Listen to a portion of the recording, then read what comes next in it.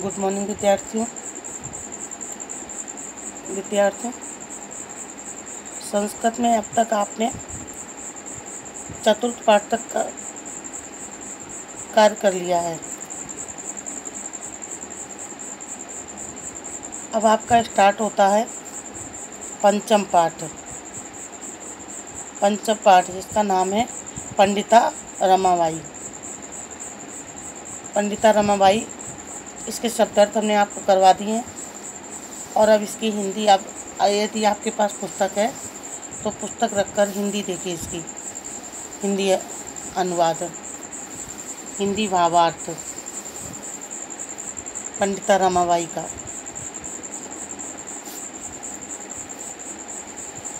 पुस्तक रुचिरा का है, पंचम पाठ है। पंडिता रमाबाई इन्होंने स्त्री शिक्षा पर बहुत बल दिया, उसी के उपलक्ष्य में पाठ है। तो इसका भावार्थ ध्यानपूर्वक समझेंगे। देखिए, बुक आप अपने पास रखिए। बुक से जब आप देखेंगे तब आपको समझ में आएगी। स्त्री शिक्षा क्षेत्रीय अग्रगण्या पंडिता रमाबाई 1858 ख्रीष्टाब्दे जन्म अलवत। देखिए, क्या स्त्री शिक्षा के क्षेत्र में अग्रणी, स्त्री शिक्षा क्षेत्र है ना, स्त्री शिक्षा के क्षेत्र में अग्रणी मतलब पहला नाम। अग्रणी का मतलब होता है पहला नाम। पंडिता रमाबाई 1858 ईस्वी में इनका जन्म हुआ था। अब सही से हिंदी समझ लीजिए। स्त्री शिक्षा के क्षेत्र में अग्रणी पंडिता रमाबाई का जन्म 1858 में हुआ था। उसके बाद देखिए, तस्या पिता अनंत शास्त्री डोंगरे, माता च लक्ष्मीबाई आस्ताम।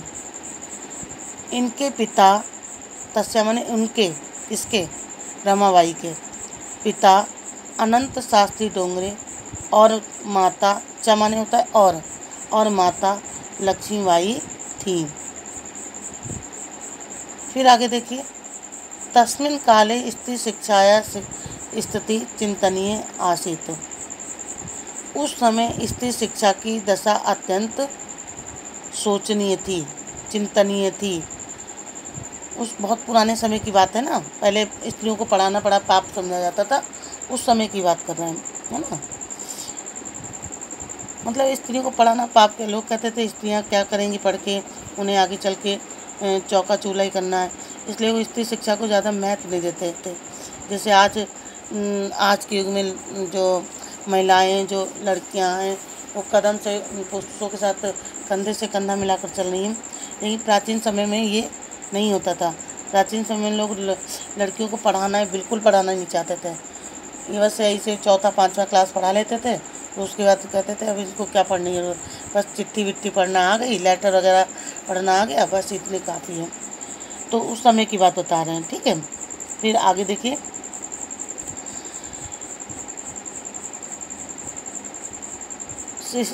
स्त्रीणाम कृते संस्कृत शिक्षणम प्राह प्रचलितम नासीत। यानी कि स्त्रियों के लिए संस्कृत शिक्षा बिल्कुल प्रचलित नहीं थी। मतलब हिंदी शिक्षा नहीं थी तो संस्कृत तो और ज़्यादा पढ़ जाती। संस्कृत शिक्षा प्रचलित नहीं थी।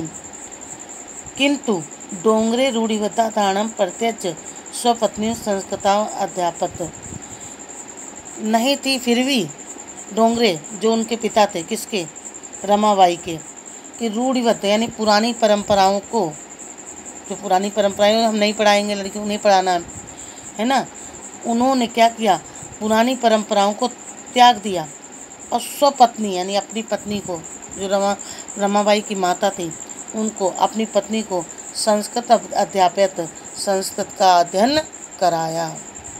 ठीक है। अब आगे देखिए, एतदर्थ स समाजस्थ प्राताणाम अपिषेध।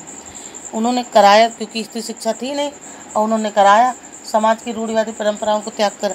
तो उसके लिए आगे बता रहे हैं, इस एतर्थ, इसके इसलिए, एतर्थ माने इसलिए, सामान्य उन्होंने, किसने, डोंगरे जी ने, समाजस्थ प्राताणाम, समाज की प्रताड़ना को भी सहा।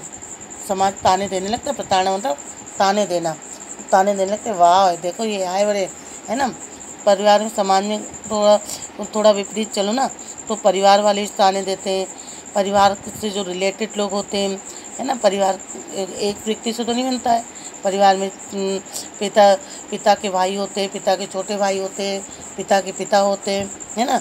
तो उन्होंने क्या क्या उन्हें ताने दिए, तो ताड़ना भी सही। फिर अनंतर रमापि स्वमातुम संस्कृत शिक्षा प्राप्त होती, बाद में रमा ने भी अपनी माँ से संस्कृत की शिक्षा प्राप्त की। ठीक है, ये पहला पैराग्राफ है, ध्यान से समझेंगे और ध्यानपूर्वक इसको एक एक लाइन पढ़ेंगे। देखिए लास्ट में लाइन है, अनंतरम रमा अपि स्वमातुम संस्कृत शिक्षा प्राप्त होती, बाद में रमा ने भी अपनी माता से, स्वमातु अपनी माता से संस्कृत की शिक्षा प्राप्त की। ये आपका पहला पैराग्राफ हो गया। अब दूसरा पैराग्राफ देखेंगे ध्यानपूर्वक।